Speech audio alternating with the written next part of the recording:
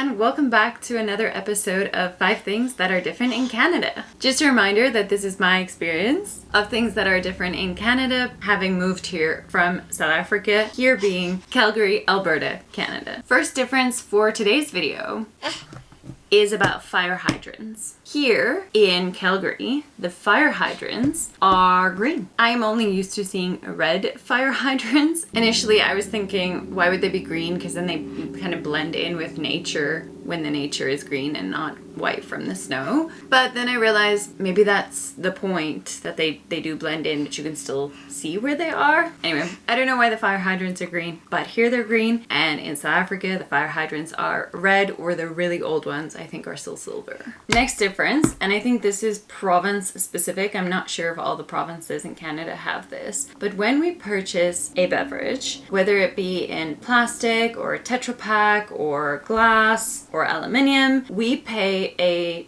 deposit. So it's not a choice, it's part of the cost of that beverage that you're purchasing. On your receipt, you will see it, like when the item is scanned, there'll be like an additional little deposit. You can then choose to go and take all your bottles and drop them off at a bottle depot and get that money back, or choose to not do that and not get your money back. Since I'm all about sustainable living, I would have done that irrespective of a deposit. Like if they told me this is where you need to go drop off your bottles, I would do that. This is a new experience in that in South Africa, I never collected bottles and then returned them for a deposit. There are ways to do that in South Africa. I'm not sure if that's still a thing, or that definitely used to be a thing, where you collect glass bottles and then you can take them, hand them in, and then you get money back. But I don't remember a portion of that beverage's cost to being a deposit. Here there are loads of bottle depots to choose from where you want to go drop them off, and every time it's just quite nice to see that we get some money when we go drop them off. I know that there's some people who will say no, it's not worth it, but for me, if you're incurring the cost anyway, meaning it's included in the price of the item and it's good for the environment, I find it worth doing.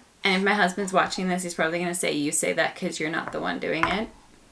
True. Lately, I've not been the one doing it, but it's still worth it. The adjustment with this bottle drop-off thing is actually, where do you keep them in your house or in your garage until you go drop them off? Because sometimes it's a while until we go drop them off, and then we've got loads of bags of bottles in our garage. 3 difference.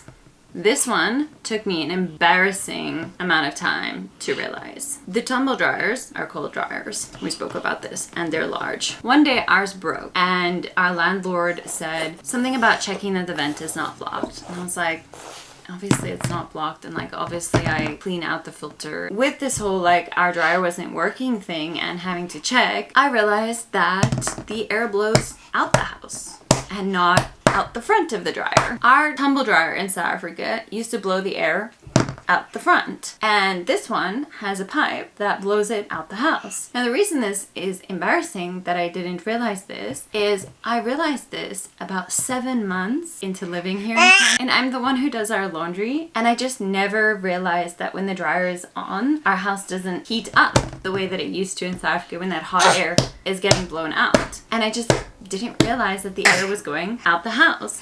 I even saw the pipes going out the house and just assumed that they were part of like the furnace or something. Anyway, so number 4 is that the dryer blows the air out the house, not into your house. And cleaning that pipe vent thing is a thing. Number 4.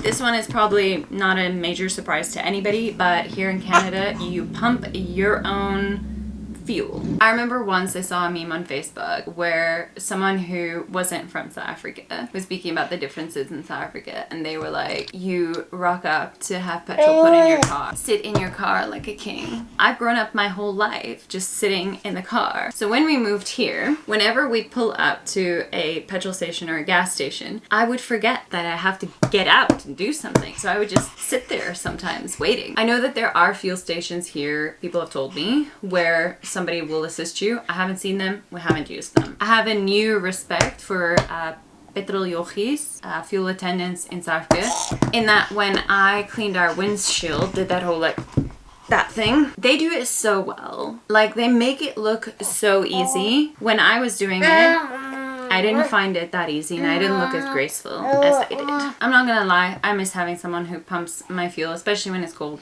and I don't want to get out. And now our final one for today. I feel like I'm on a roll of ending this off with a cultural one. This one is not going to be particularly deep. I decided to start bringing in to these videos different slang that I'm hearing here that I'm not used to. So today's difference is the phrase you bet or you betcha. I don't think that I ever used that in South Africa. Yes, mama soda. Mama soda. Sit geise. Los.